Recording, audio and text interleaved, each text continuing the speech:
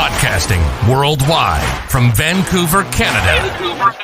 Welcome back to the Personal Process Podcast. The show that takes you through the growth, hardship, self-discovery, lessons, and stories of individuals who achieved success in their own personal path. Trust the process. And Nathan George, international athlete. My man is honestly just an absolute legend, you know, from the mental standpoint, from the physical standpoint. This guy is like Google Maps on his body. He has so many veins and striations. We always make that joke. And yeah, he has a level of muscle definition that I think all of us try to aim for, but you know, that McDonald's and all that good stuff kind of keeps us in the way. So Nathan George, how are you doing, my man? I'm good, man. How are you? Doing pretty well. So Nate, me and you have known each other for a while. But, you know, maybe there's some viewers that don't know you. So, you know, can you tell us a little bit about yourself? Yeah, so I was born here in BC, born in Surrey, actually. Born in Surrey? Yeah, born in Surrey. Background's Jamaican, Trinidadian, and Bayesian. So I'm 100% Caribbean, but I'm born and raised in Canada. So, and I went to elementary school in Surrey, moved to Coquitlam when I was in middle school. That's where I went to middle school. And then I went, same thing in high school as well. That's where I met Parham. I've always been an active person. Always been into athletics and staying active and everything. And when I was 10 years old, my mom she kind of introduced track and field to me. 10 years old? Yeah, 10 years old. That's when I started. Wow, that's incredible, Nate. So been at it for a while now. So that's fantastic. So, you know, like, tell us a little bit of this, like, you know, a lot of people try track and they're not really a fan. So like, what really got you into it? And especially, you know, your event, you mind talking a little bit about your specialty? Yeah, for sure. Yeah. I think it's just a lot of it's just, I've always just loved competing. Like I've always wanted to be the fastest, you know, in the school or fastest in my class. And kind of just translate the sport is almost perfect for me. And something to get my energy out, because I was always a super energetic person, you know, always jumping around, like being active and everything. So track is definitely a good outlook for me. To be able to just pull that energy in one place and also focus at the same time. It's kind of like two things, like you're learning how to work hard, but also, you know, having fun doing what you love at the same time. Wow. Yeah. So even since I was 10 years old, I've always loved it. And it was challenging at first, obviously. It was just, you know, there's always people bigger, faster than you and stuff. And you just have to keep the motivation going and not give up. And that's kind of the mindset I've always had. Absolutely. So Nathan, you brought up two really important points. The first part is the competition. The second part is, you know, like the mental toughness, like, you know, if there is challenges to work through it. But before I want to dive into these topics, because these are very important topics throughout, you know, life and sport and even just going through this COVID business, right?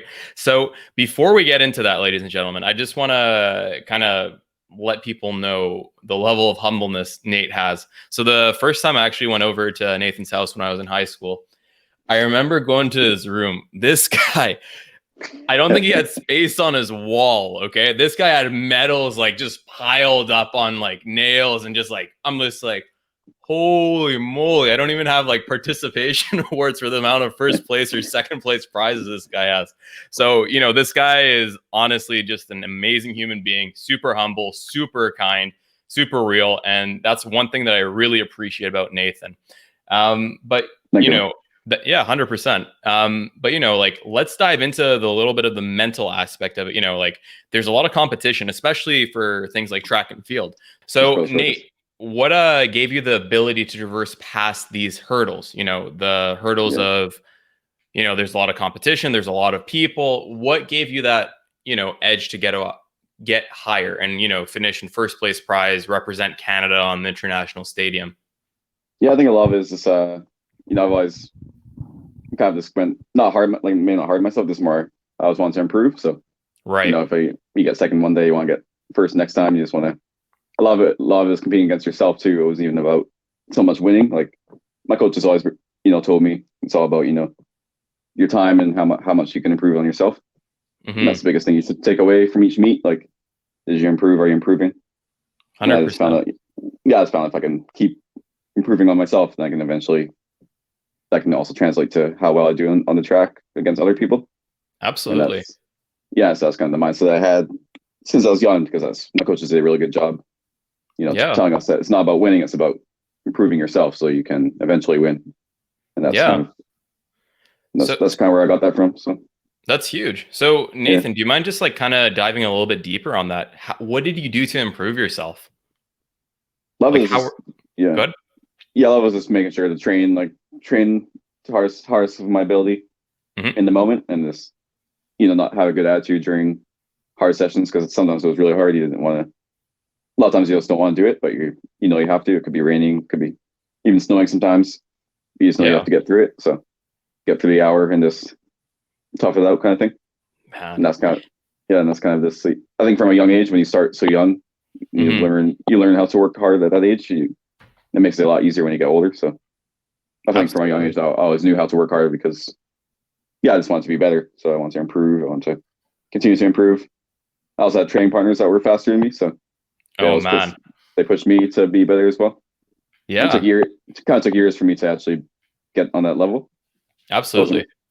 It wasn't really until like late high school where I started to really, be big in BC and then start representing my country. So that's it was more like a lot of it was lots of losing first. A lot of losing first before you actually make it to that level.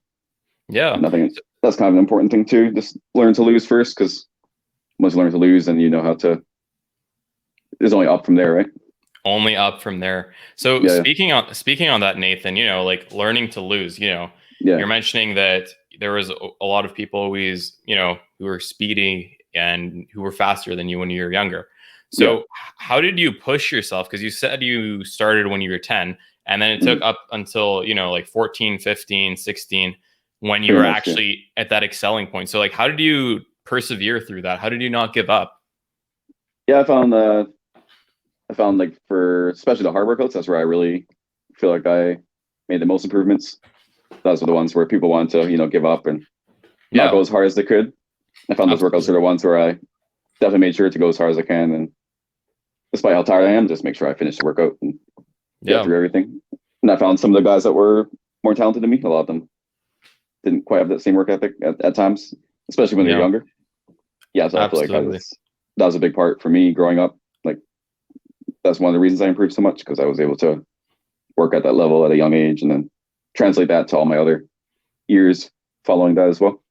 Absolutely. And of course, and when you're young, I was really small. I was a small kid too. So in track, like when you're young and small, it's kind of hard to keep up with the bigger kids. That's where at that age, size is really a big indication. It's not until you get older where really it's more about, development and all the other aspects. But a lot of it was also just, natural growth as well was also a big factor as well. Absolutely. Yeah. For sure.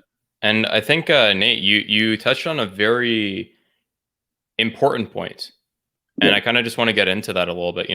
They mentioned that, hard work beats talent. But I think a lot of people don't even understand kind of why, right? Because you're mentioning that your friends who were super talented when they're young and all that, they're the ones that fell behind, right?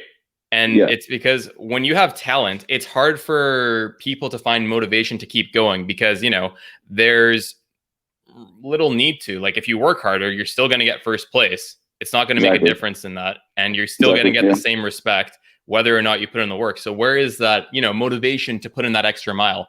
But, it's kind of the hardship that you endured as a kid, and you went past all this, and, you persevered, you had your tenacity with it.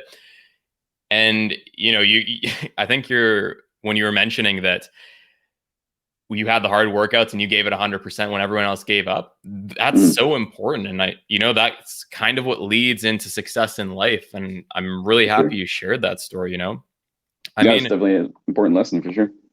Any aspect of life, really. So I mean, like, what were you like thinking in your head at the time? Were you just thinking, I'm just going to do it? Or like, what was the motivation behind that aspect for you? Yeah, pretty much at that age, it was more about just doing it and just wanting to improve my time. That was a big thing for me. I just really wanted to, it's called like personal best, of course, PB. So it's like a big thing every time I want to be on the track. first thing I look at when I cross the line isn't even my placing, it's my time. And then that's when your coach is really happy for you when you are able to PB, regularly. And that was often the case because I was at the time, of course, I was new. So of course you're going to improve fast at a rapid rate. Yeah. And I felt like every year I was improving more and more.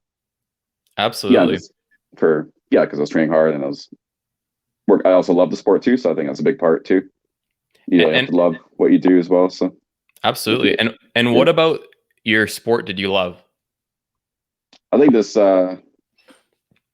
I've always loved running in general. So I feel like the idea of track and field in general is just, running, being active, being fast. Yeah. I want to be at the level of the other guys. And it allowed me to work hard. Right. In something that, I felt like I was pretty good at the time. Like I wasn't great at the time, but I was good enough where I could see myself getting better and better. Yeah. Yeah. Cause I kind of started in school too. So it's definitely something that was fun for me, but also challenging. Yeah. But not frustrating, not challenging in a frustrating way, just challenging in more of I want to get better kind of way. Absolutely. And like with track and field, it's not so much like, basketball where there's, the speed element, there's a precision element, there's the accuracy element. Well, not to the same degree. There definitely is like the movement and all that. But I think it's literally just putting in the hours. Like every single hour, you have to make sure that you're working as hard as you can. You have to make sure you're sleeping well, you're hydrated. So, there's a huge level of dedication that goes into this. And how did you, even in high school, like how did you manage like your diet and, working out, taking time out from school and going forward in this direction? Yeah, though, I think the coach often talked about that nutrition. So when we were probably around grade 9, that's when she really started to dig into those kind of conversations and want to start eating and, to avoid the parties, avoid the late nights and treat every day like a practice day. Even if you're not training that day, you got to live the life of an athlete. So that's a huge part of it. Yeah. Wow. Yeah, so I think around grade 10 is when I really started to get serious. I think that's around like when I saw Bolt win the triple in 2008 at the Beijing Olympics. Oh yeah, that motivated me. That was a big motivation for me. I was only around 12 at the time, so I saw that. That was an amazing thing for me to watch because, Bolt had broken the 12-year-old record in the 200, so that was really a cool thing to watch. And I just wanted to. Obviously I want to be there too, but like also more than anything, I just wanted to get to the level of someone like that. Yeah. Yeah. So I think, grade 8, grade 9 kept improving, and grade 10 is when I really started to, eat healthy, do some research on what I should be eating. Between proteins and veggies and everything like that. Yeah. And I pack my own lunch and everything. So huge. Yeah. So Nate, kind of just diving a little bit deeper on that, if the viewers are listening and they want some tips for an international level athlete such as yourself, what would be, one piece of advice that you could give on nutrition or, health habits that you'd like everyone else to know? I would say consistency is the main thing. Stay consistent with what you do. So, you don't want to, I find it's really easy if you stay consistent, you can shop for the same things every week and it might get boring after a while, but it's kind of one of the sacrifices I feel like I have to make. Absolutely. And, if you really want to, be a bit less consistent, you can also do some research on equivalents. But you want to get, basically for me, I want to get my proteins, my carbs and my veggies. I want all 3 in one meal. And I try and have that every meal. I think about that. Huge. And I feel like, especially when you're in school, it's easier you just pack a lunch. You have the same thing, similar thing every day. Then you go home from dinner. For dinner, usually it's obviously something your parents made, but I thought my breakfast and my lunch were pretty much steady, and then my dinner was whatever was already made at home. Yeah. So this is more about discipline than anything. Absolutely. And sorry, go ahead. You're good. You're just giving up fire, my man. I love it. Yeah. I'll say one more thing. Definitely is to make sure you have fun. So you do want. It is good to have some cheat meals here and there. Like you don't want to. It's not like you don't want to be like a robot. You want to have something that's gonna look forward to on the weekend. After all that hard work, definitely deserve something you can enjoy. So definitely. And I think Nathan, you hit some amazing points. Getting all the food groups in. And the one thing that I just want to kind of elaborate on, a lot of people have these diets where they come in and they say, oh, I'm going to try the keto diet. Oh, I'm going to try this diet. Oh, I'm going to try this diet. And they try it for one day, but they don't do it because it's rather extreme, right? The keto diet, you're giving up pretty much carbohydrates in general. And that's a lot more things than just rice, chips, and, like pizza and all that kind of jazz. It includes, fruit and this kind of stuff too. Exactly. So I think that message, stay consistent. It's not only even in diets, it's in life, right? In track, I'm sure that was one of the main things. You didn't train 1,001% one day and then give up for the rest of the week. You kept it 100% or 90% day in, day out, so you can maintain it, right? Absolutely, yeah. That's a big part of it too. Absolutely, it's like a life lesson, really. So everything translates, Yeah, so on face value, you might not think it's a big of a deal in sports. You might just think, oh, sports is just something to do for fun, watch the game, chill out, and all that good stuff. But it's really a metaphor for life. What you do in sports is what you do in life. It's a strategy for life on a game level, like it's going through that one event. But that one event, you need to keep your cool. You need to keep your concentration. You need to work through day in and day out to perform on one day. And that could be whether you're presenting for a business conference, you're starting your own business, or even, becoming a parent. There's so many different facets this can fit in. And I think that's why I'm very excited to have you on today, Nathan. I have one question for you that I think is a little bit deep. And you know what? I'm asking you on the spot, so no pressure at all. But if you had to give yourself one piece of advice that would have helped you, like a lot when you were younger, what would that piece of advice be? And this could go out to all the audience members as well, so they can take your experience, learn from it, and go forward. Okay. I think deep question, I know. Yeah, it's got to think for it.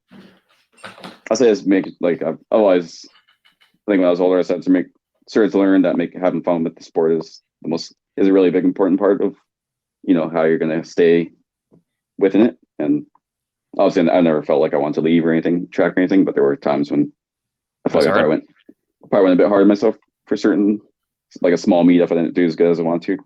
Yeah, I think a lot of it's more about picking yourself up. Huge. Making sure to do better next time. Absolutely. Not kicking yourself when you're down, just more go hard on yourself, but also, have a good attitude about it. Absolutely. I thought that was more when I was younger. So when I got older, it was a lot easier to figure it out. But Nathan, that's a very interesting point that you bring up, and that actually hits to some scientific information that I'm going to share with our audience, if you don't mind. Oh yeah, for sure. So there's something called the value equation, and essentially value is equal to reward times the probability of success divided by delay times impulsiveness plus 1. And essentially whatever has the highest value is what the individual will do. Now, why do I mention this weird formula? And for listeners, you're just like, why is this guy doing this? Well, I'll tell you why. I'll break it down a little bit. Whatever has the highest value is what we're most likely to do at the current time. Now, when we're training for a sport, if our only goal is to be the Olympian or whatever, the reward is very high and the probability of success is not the highest because there's a lot of competition. But the one thing that's going to hinder that value is since it's divided by delay, the time is just so high that it's just going to go down to pretty much zero, right? Even though the reward is high. So it's almost negligible.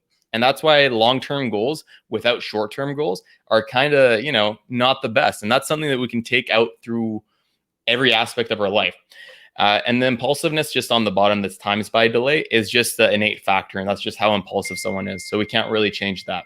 But the point about fun that I just want to address is the reward of the fun that you get out of life or sport may not be as high as becoming an Olympic champion, but it is 100% certain if you're looking for it. And the other aspect of this is that the reward is still decent because fun is always fun. And it's divided by such a minute delay because it happens instantaneously. So then the value comes higher. So if you want to keep that dedication and consistency, this is a very important thing to bring into your own life. And I think that I agree. Yeah. And that anecdote that you hit combined with this can really take some people forward. So, Nate, let's go out of high school. You graduated high school. what happens next? Yeah, so after I graduated, I got a four odds offer to Trinity Western University. Yeah. So that's where I actually had a few friends on the same track team as me that went there as well. Yeah. And yeah, so sorry to cut you off here, Nate. Why did you choose Trinity? I remember there was a specific reason with there's good. I had some reasons, like between like my coach knew the coach that trained there. Yeah. And that was a big part because I trust my coach and my trusted this coach. And, right. Like, there's something. I had some offers in, like, I had one in Idaho, and then I had Idaho. Yeah, that was one of the main offers I had as well. So it's definitely a toss between those two schools. Yeah.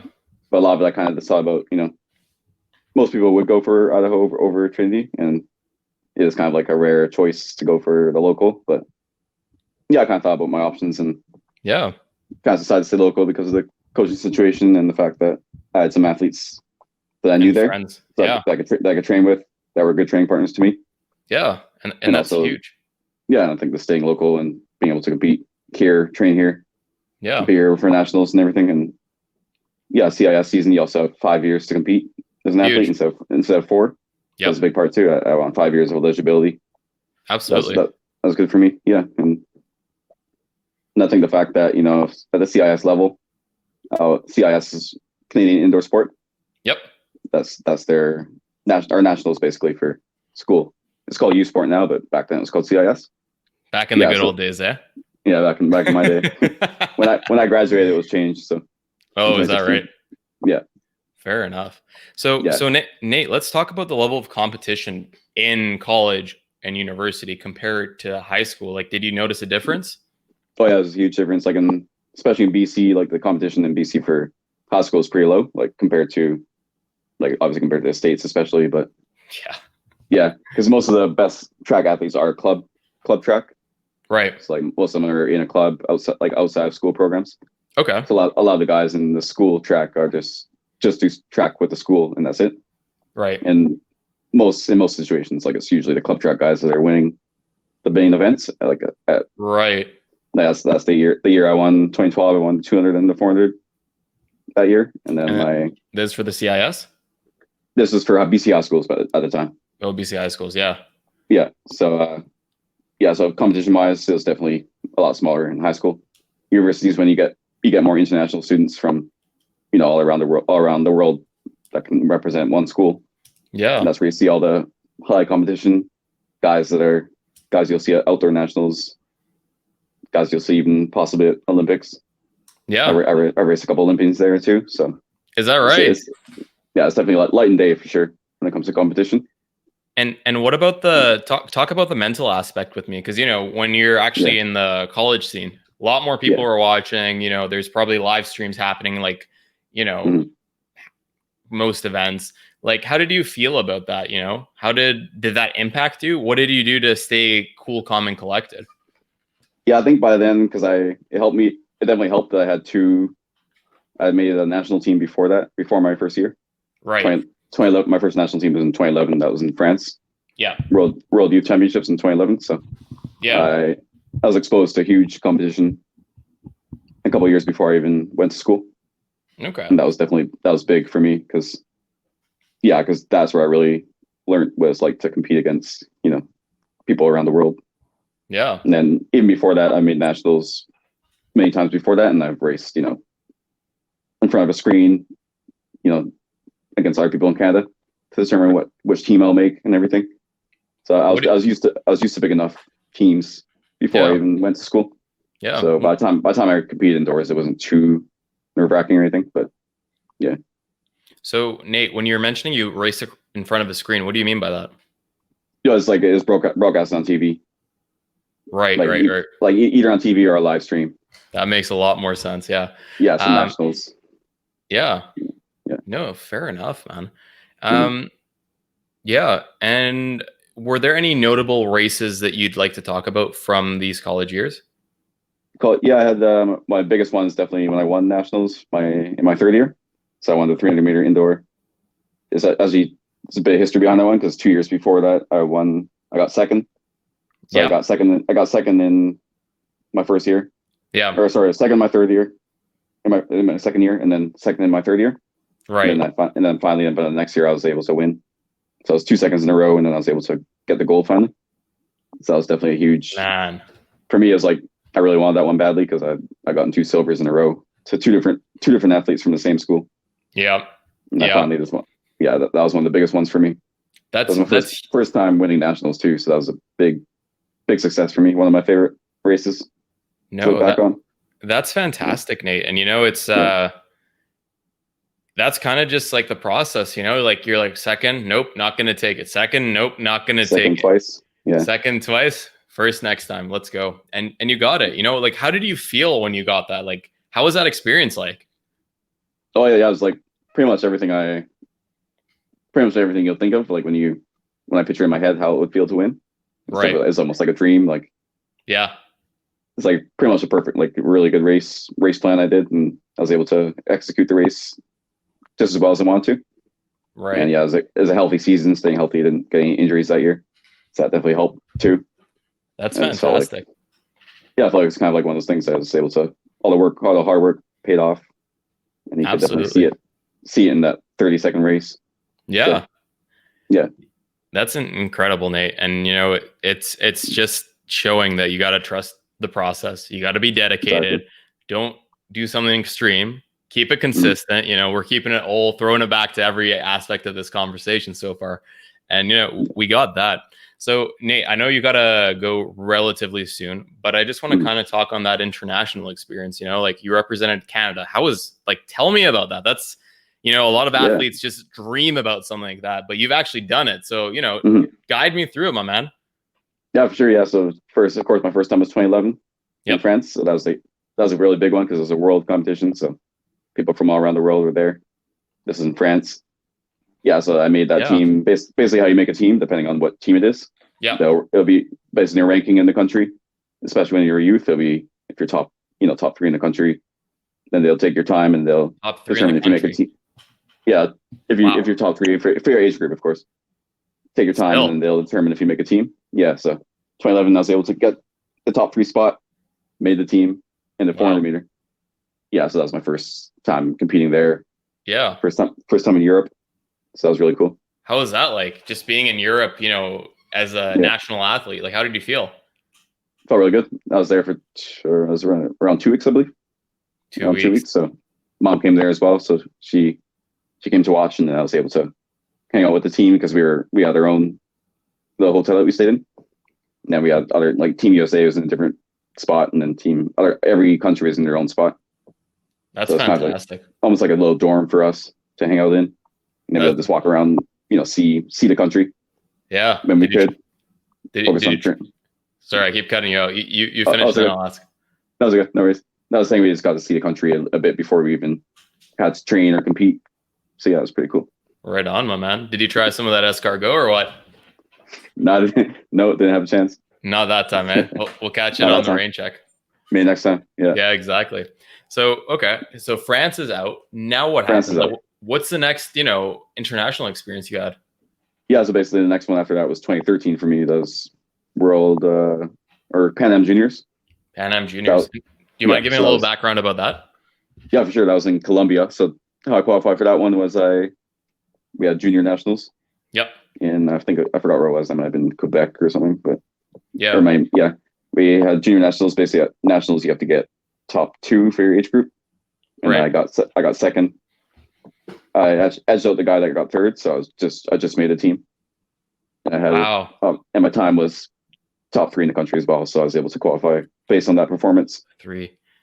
So I made Pan Am Juniors. My dad actually came to that one, so that was really cool. And yeah, first time in Colombia, of course. And same idea. You got to stay in a hotel with your Team Canada, and then basically, you can't. It's not like a vacation, so you can do some stuff, but obviously the main focus is to compete. So absolutely, you can't be doing too much, but you can definitely enjoy yourself a bit too, before and after. Absolutely. So, how did the experience at Colombia compare to France? Well, France was more of a. I think France was big. It was so big because it was my first time. Yeah, it's also a bigger competition because it was a World versus Pan Am.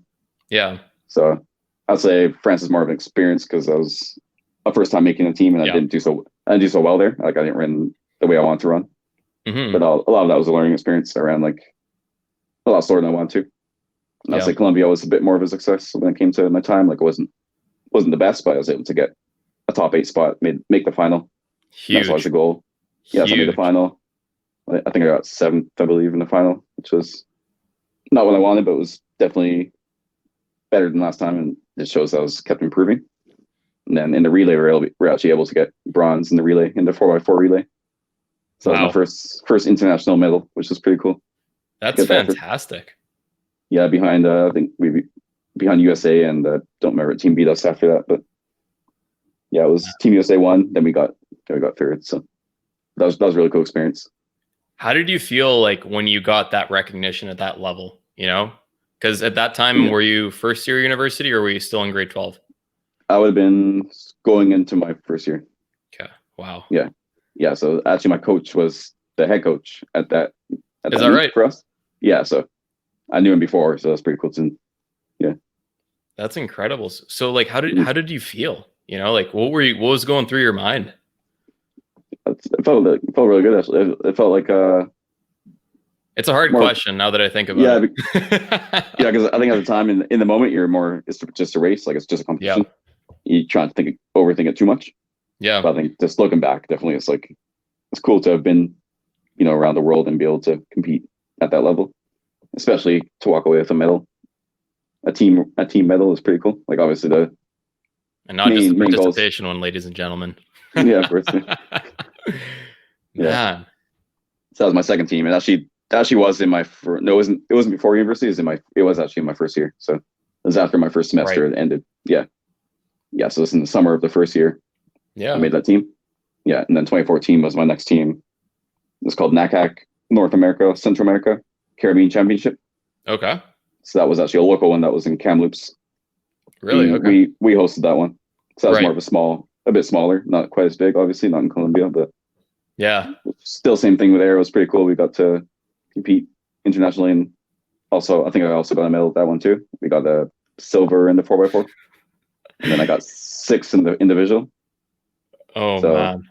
Yeah, so that was really fun as well. Yeah. Sorry, I was laughing, Nathan. I'm just laughing is because you're saying I think I got a medal at this one. This is how many medals Nathan has that he's like, oh, I think I got one. Yeah. I'm trying to remember which one it was. Exactly. There's one other medal I got at international. I think it was that one. So that's incredible. Yeah. So that was decent. That was a decent competition. It was obviously not the same experience because it's in Canada is nothing special, but yeah. Yeah, and then the year after that would be Pan Am Games, which is one of my favorite ones. That's my first senior, because all these first ones were junior and youth. Yep. So like youth is 16, 17, juniors 18, 19. So this next one, 2015, is my first senior competition. So where was this? This is Toronto Pan Am Games in 2015. Toronto, Canada. Yeah, and even though we hosted it, obviously, so it's not like an exotic country, they did a really good job hosting it. Yeah, Toronto's still beautiful though. Oh yeah, no, it was really cool. That was amazing. How was that one? Like you already got your medals, you already got everything. You're going through at the games in your own country. Definitely on the East Coast instead of the West Coast. I mean, fair enough. Yeah, but exactly. How was that? That was really cool because you almost feel like kind of like a mini celebrity almost, because everyone there, all the volunteers there are really like, they're big fans of obviously us for competing, so they're always asking for pictures and autographs and everything, even without knowing who you are. Yeah, so that was pretty cool. And there I only did the relay there. I didn't do the individual event, so we ran the 4x4 and we got 9th overall. Just missed out on the final.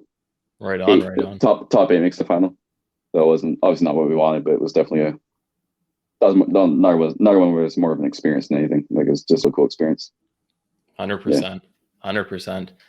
Yeah. What's next? What's next, Nate? Next after that is 2016. This is NACAC Senior. NACAC Junior. Yeah. The same thing as same team as the one in Kelowna. Yep. But it's just this one time it was in El Salvador. El Salvador. Yeah. So that was a really cool experience as well, because I was there for a couple of weeks as well, and we stayed in like a nice motel. Yeah. Just a team motel to ourselves, basically. Just Team Canada. That's beauty. That's really cool. Yeah. And there I got 6th overall in the 400 My that God. race. And then we got, I believe in the relay, we got maybe 3rd, I believe. So That's incredible, man. That is incredible. Thank you, man. That was really cool. That was a fun one because that was the year I actually won. 2016 is the year I won nationals. I won Canadian nationals. So my first time winning, in front of my country, and so thank you, man. That was senior nationals too. So it wasn't just like, it was all ages, all Canadians. So it's kind of big competition. Yeah. So after you win that, once you win that, you're considered the fastest in the country for that year. How do you feel about that, man? That was my favorite race. That's my race I'll always look back on. My personal best from that race as well. Yeah, fastest in the country. Yeah, so that was fastest in the 400, of course, and so that was a huge success for me because everyone always wants to win nationals. That's basically the biggest thing to win within the country before you make a team. Absolutely. Yeah, and that's also the same year I won indoor nationals. So to win indoor and outdoor in the same year was really cool. Oh my God, Nate. People out here just trying to get like one 3rd place award out in high school or middle school. My man's like, yeah, I won this national, I won that national, I won this international. Oh my God. I'm telling you guys, this guy's wall, it just has like medal on medal. I swear to God, if you sold your collection of like trophies and awards, you would honestly, and just like melted the medal and just sold the ores. I swear to God, man, you'd be a millionaire. That's funny. Oh my God. Most are in storage now, but he needs storage, ladies. He needs storage for his awards. Oh my God, that's so funny, Nate. I know we're super conscious on time. We have like 5 minutes left. Like, where do you want to take the story from now? You hold on to the steering wheel, then you guide us where we want to go, my man. Yeah, basically, it's, everything I mentioned is like. So I guess I made 2 more teams after that. So I made obviously the next team is my favorite one, which is in Taiwan. This is World University. Yeah, World University Games. That was really fun. That was a cool experience I had 2 friends there that were on my team. Yeah, I've known for over 10 years. So they're on the same team as me. And yeah, we got to explore Taiwan and be able to be there for 2 weeks.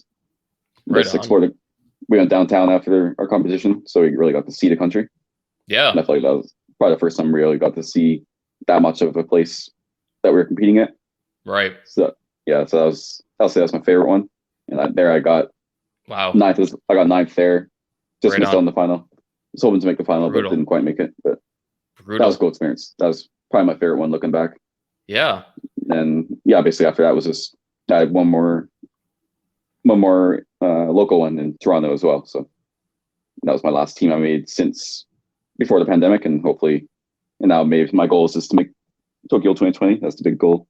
Obviously, it was delayed to 2021, if it even happens. So yeah. So based on just training towards that, and So guide us through that, man. Like how were you feeling once you heard that news? First of all, I actually didn't take it too bad. Because my goal is I didn't want to hinder my ability to train hard. So I just kind of looked at it as actually as an opportunity to train more time to train because I honestly in 2020 I didn't really feel ready for Tokyo.